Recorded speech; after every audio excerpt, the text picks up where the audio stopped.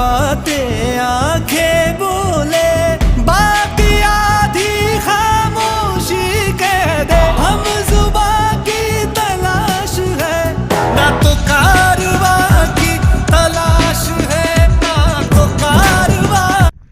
একটা ব্যবস্থা অথচ আমাদের কক্সবাজার বলেন টেকনাফ বলেন যতগুলা বিচ এরিয়া আছে এগুলোতে সিটি মেয়ারদের যে উদ্যোগ মানে এই যে ওই ট্যুরিস্ট যে আসে এটা মনে করতে হবে যে ভাগ্যের ব্যাপার, ভাগ্যের কারণে আসে, নাইলে এত সুন্দর ব্যবস্থা সাগর পাড়ে এই দেশে এগুলোতে কি বেশি টাকা খরচ হয়? হয় না।